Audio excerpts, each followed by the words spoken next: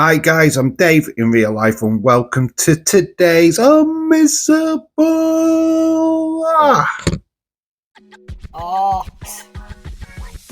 Tag. Yeah, we are starting off hot with hot tag. Obviously, the main talking point of last night's SmackDown was we got kind of a reveal of who attacked Jade Cargill. Yeah, Nick Aldis grabbed Naomi and Bianca Belair, Wonder Woman, backstage to show him some footage that he had been sent. Obviously, he'd spoken to Adam Pearce beforehand.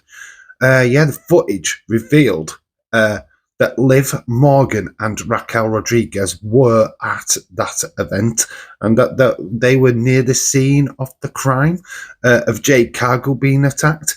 I mean, this actually doesn't really show anything. Yes, they are there. They're in the car park, which they were there when Rhea Ripley also was attacked previous to this one when she was attacked in that NXT car park. This was kind of weird. We did see the ambulance and Jade Cargill being put inside the ambulance where BAYLEY was coming running up afterwards. And obviously Naomi and Bianca was concerned for their friend. Then we just kind of pan out and there is Liv and Raquel. I mean, this absolutely proves nothing. Yes, they were there, I guess. I don't even know or remember if we actually saw them on the show. I assumed that we did, to be honest. So them being there wasn't exactly a massive surprise. But yeah, this seemed a little bit loose to me, to be quite honest with you. I still think we're wagging a finger at Naomi, even though she's claiming that she's innocent still to this day. But yeah, I think this is a bit of a stretch and not really conclusive at all. Yeah, they're walking through the car park just as Jade is getting loaded into the ambulance. I don't quite believe it myself, but if this is where they are going, then it makes the Elimination Chamber match look very interesting.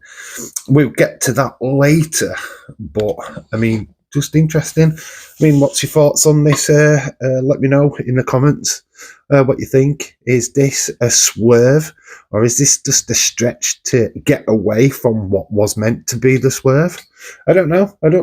Do we believe this? Do we think that Liv and Raquel, I'm sure they will take it. I'm sure they will claim it, even though they probably did not do it. But yeah, it's interesting. Maybe we get some answers on Monday Night Raw. I don't know, is the answer to the question. This doesn't actually prove anything. But interesting that they've gone down this road for sure, and certainly something for us to keep our eye on.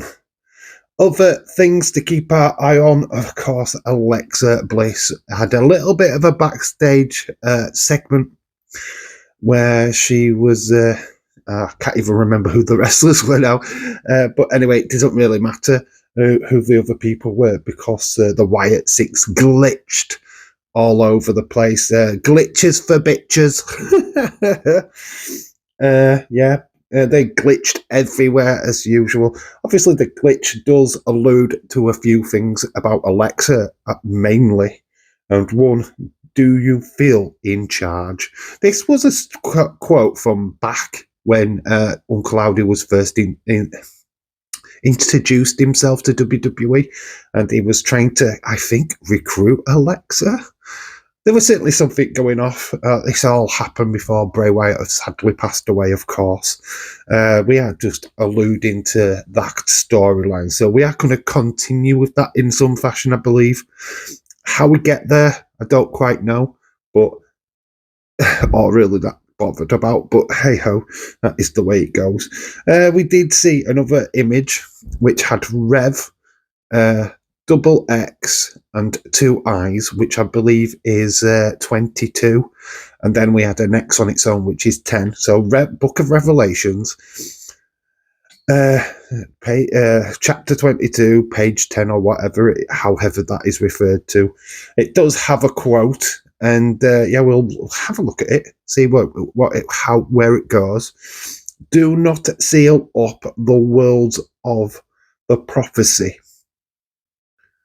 of this book, For the time is near. The time is near. Near for what?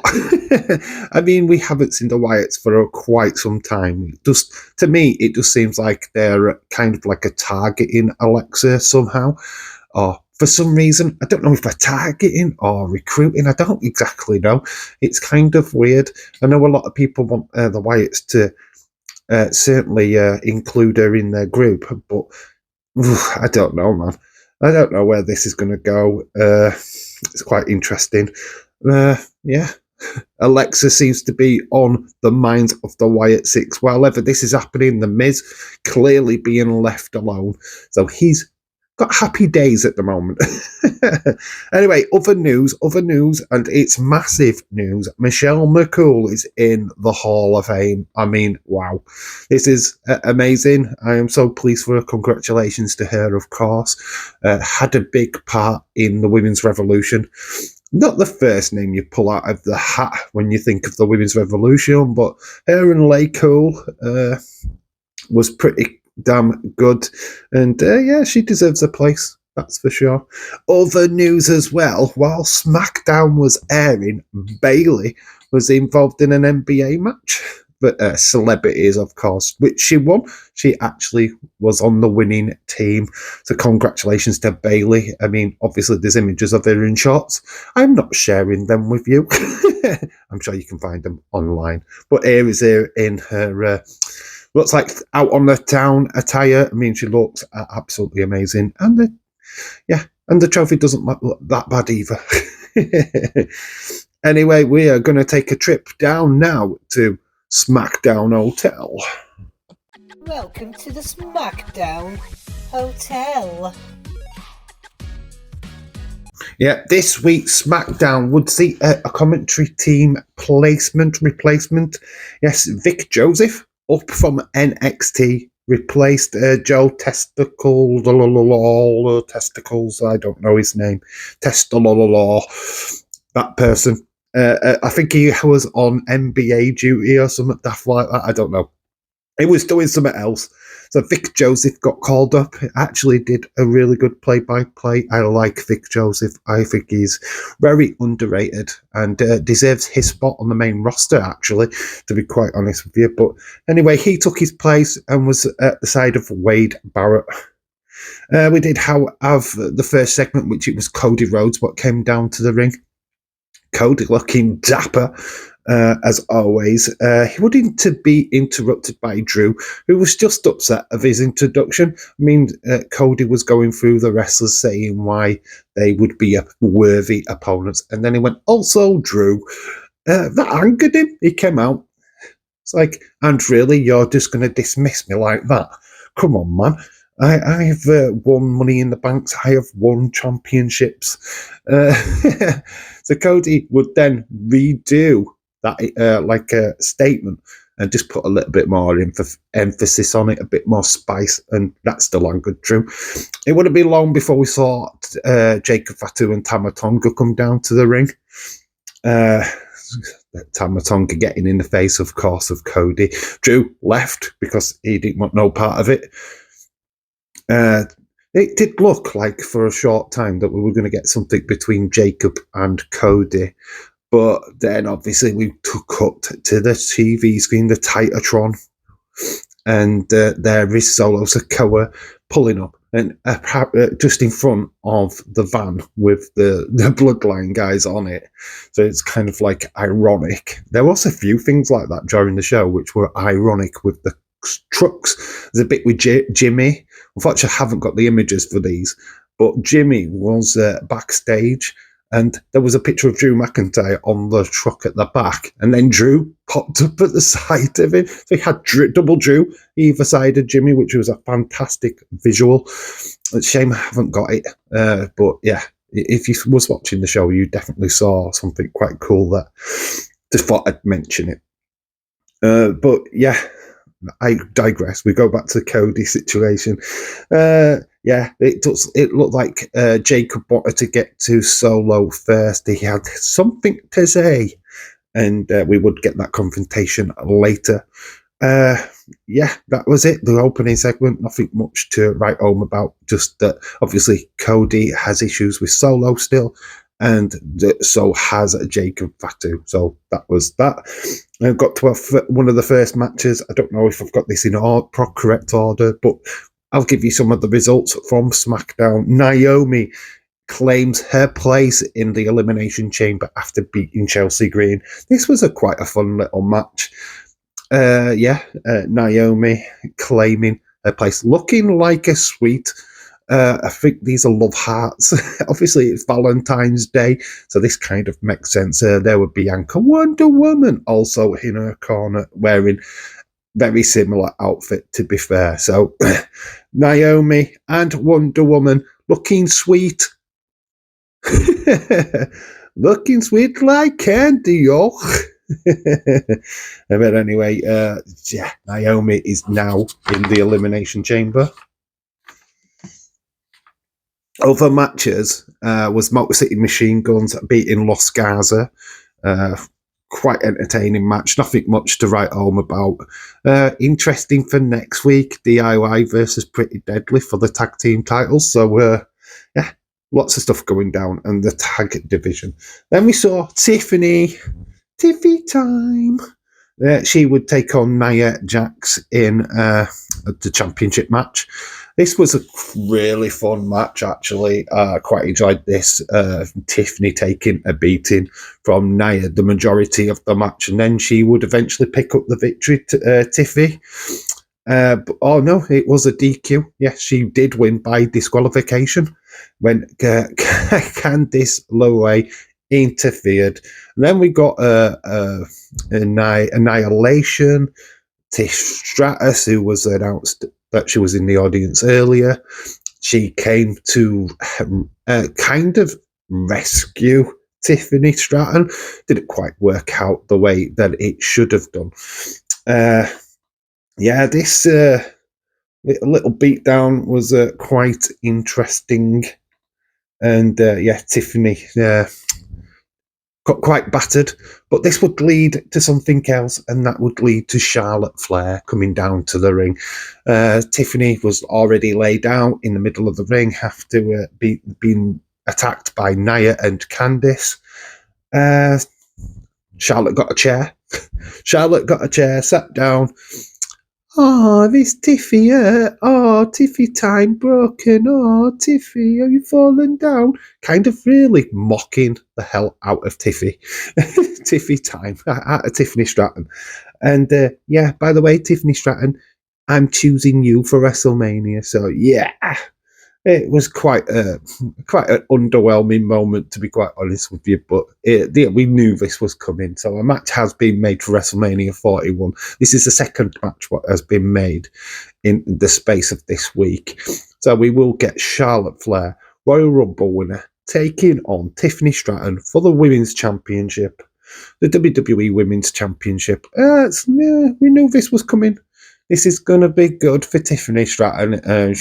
Remember how Rhea Ripley was made a star by Charlotte. It's Tiffy time to be made a star. I mean, she's already a star, but you go up against Charlotte Flair at WrestleMania, all eyes are on you. So this is going to be fantastic. A lot of people are worried that Charlotte will take the championship away from Tiffany Stratton. She's a Flair, and she's one of the best wrestlers on the roster. If she does win, I'm okay with it. But yeah, I can see why people don't exactly like it, but it is what it is. So that is a match made for WrestleMania. We did see Tiffy time later on, kind of thank Trish Stratus. But then Trish Stratus just said, look, I'm not happy with this. You know what? Elimination Chambers in Toronto, which is my hometown. How about we do Trishy and Tiffy time? It looks like we're getting a tag team match at Elimination Chamber with Tiffany Stratton, Trish Stratus against Nia and Candice, which I'm not sure if I'm down for. It's not kind of a match that I want to see at Elimination Chamber, but you can understand it. Toronto's own And I think they are going Canadian based as well, because we did get Kevin Owens issue a challenge to Sami Zayn. I mean, Sami Zayn was still looked a bit banged up on social media, to be quite honest with you. He did kind of like a personal message on X, which did get shown on the show. So yeah, this quite interesting. All Canadian, kind of a Canadian matches going off between the two Elimination Chamber matches. Not completely down on it, and can totally understand why they are going to do it. So yeah, interesting. So 2 matches have been made for Elimination Chamber involving Canadians. Whoopee! Yeah, we did have an offshoot match where Carmella Hayes beat R-Truth. Good little match, nothing too much to write home about. Then we go to the night's main event, which has a lot of stuff what went down on it, which saw Jacob Fatu versus Braun Strowman versus Damian Priest. Before this, and I've just remembered, Jimmy Uso super kicking Drew. That's in front of the truck with the Drew McIntyre face, what I mentioned earlier. But yeah, then we do go into the night's main event, which Priest wins. He beats Strowman and Jacob. Jacob, to be honest, is more concerned on what's going off outside of the ring. As Solo Sikoa comes down to the ring, it's all chaotic. Cody comes down. They're throwing rights and lefts. There was Solo accidentally spiking Tama Tonga, which really upset Jacob Fatu to the point that he was going to throw hands on. He was ready to fight, which, please, for the love of God, can we have this at WrestleMania 41? Please, Triple H, can we have this? I mean, I'm so down for Solo versus Jacob Fatu. Man, that match will bang. But yeah, I think one of the other wrestlers, I think, gets pushed into Jacob, which ends that confrontation. But yeah, looks like we are teasing a lot for further down the line with this match. I mean, yeah, like I say, Damian Priest does take his place in the men's Elimination Chamber match, which is looking pretty stacked. We have got 2 more matches to go. Monday Night Raw, interesting, with Seth and Finn Balor going for the final place. And it's Roxanne Perez and Raquel Rodriguez what go for the final place as well on Monday Night Raw. But the interesting bit about that is Raquel gets through. You've already got Naomi and Bianca in the Elimination Chamber. You've got Liv in there on her own as well. You throw in Raquel. That is interesting. There's a little story going off in that Elimination Chamber, which we wouldn't have got normally. But then that just leaves Alexa and Bayley. Are they the 2 front runners for this year's Elimination Chamber? So yeah, there's a thought process. Is it Bayley what takes on Rhea Ripley at WrestleMania, or is it Alexa? Leave that up to you guys in the comments. But looks like Raquel Liv is going to be busy trying to fend off Bianca and Naomi. So that's very, very interesting. My score for SmackDown this week was 6.75. I think this was the second good show of the week. Obviously, NXT takes it. I thought NXT was way better. Just so much more on that show to scream and shout about. Then SmackDown, of course, and then Raw was just appalling compared to these 2 shows, if I'm being brutally honest. So yeah, let me know in the comment section below what you thought of last night's SmackDown. Do you truly believe that it was Liv and Raquel that attacked Jade Cargill? I'm going to leave a big, massive question mark on that myself. I still 100% think it's Naomi, but be free to have your say in the comment section below. And what are the Wyatts doing? Are they targeting Alexa or recruiting Alexa? Please put your say about that in the comment section below as well. Anyway, I digress. It is time to say goodbye. Join me tonight for Vengeance Day. It's going to be a blast. I've been Dave in real life. You guys have been awesome. Till the next time. Bye for now.